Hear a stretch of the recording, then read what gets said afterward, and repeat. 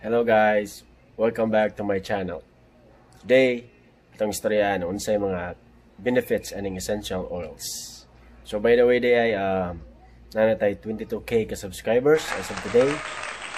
So 22k as in K as in kabuok. So what a milestone. So let's get into it. So ang first atong list kay kaning peppermint essential oil. So gamit ni siya kung ibutang ni mo diffuser, mga 2 to 3 drops niya para ma-relax imong katog. Ang next is ang tea tree oil. So same rin siya pero tea tree lang ni siya. So again, 2 to 3 drops, butang ni mo sa diffuser. So pang pa-relax sa katog. Ang next is ang kaning lavender. Kung ganahan mo baho sa lavender, so kaning yung ibutang sa diffuser. And next is ang eucalyptus. So for example, may mga sipon or sinus niya. Ganahan mo mawala na siya wala natug mo. So mo ning yung butang sa diffuser. Mo ni siya ang sample sa diffuser, guys. Mo ni among diffuser. So tangan tanin mo siya tubig diha nya. Dapat ka 2 to 3 drops nga katong mga oils kung pakita ninyo. And then you're good to go. Ano siya ang upat ka essential oils, guys, nga pwede ninyo gamiton pang pa-relax oil na tubig mo. So again, ibutang niyo sa diffuser nga backgroundan din mo og kanang music nga murag naa ka sa massage. Daog na para ani ba.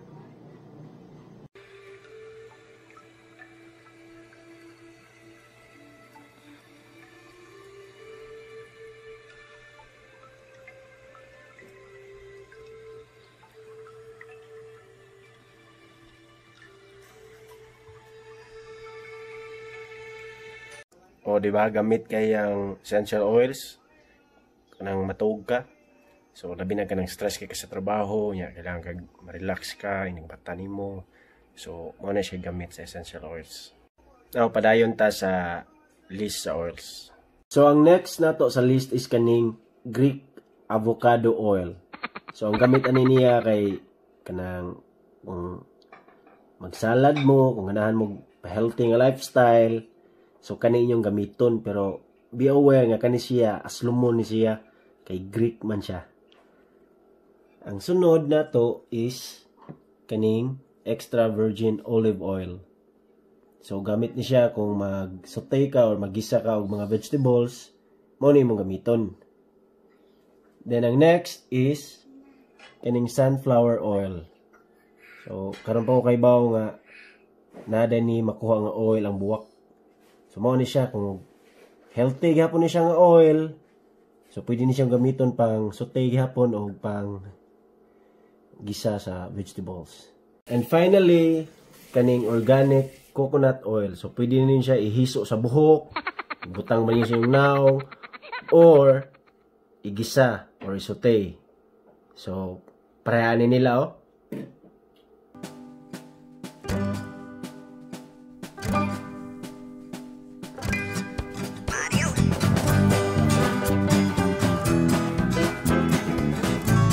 Next sa atong list kaning Siliboy chili oil. So katong mga taga Cebu mao ni pinaka-fighter o pinakasipa nga chili oil nga mapalit ninyo sa Cebu. So gamit ninyo siya kung ganahan mo pahalang sa iyong sudan, pizza, fried chicken or bisang unsa. So kung wala mo'y sili kulikot, mao ni siya substitute. Again, Siliboy chili oil. So, ako ibutang sa description kung asa ni mapalit. So, pangitaa lang. Next atong lineup kay kaning pure vegetable oil. So, mga everyday nga mga gamit, kung prito or unsay gamiton sa oil, kaniyang gamiton. So, next is ang pure canola oil. So, same to sa vegetable oil, canola lang ni siya. So, pwede gapon ninyo gamiton pang everyday pirito mo, especially kanang mag-defry mo like pork or ginabot para ani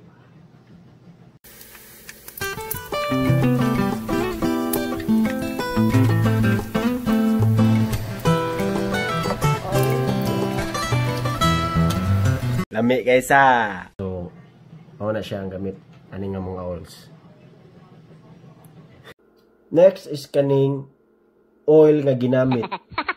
So, kung mag-deep-fry mo, unya, na sobra, ay nyo ilabay kay sayang pug kayo. So, kani siya, ibutang lang ninyo sa garapon nga botilya or plastic para magamit pa sa sunod nga luto. So, for example, magluto mo inununan.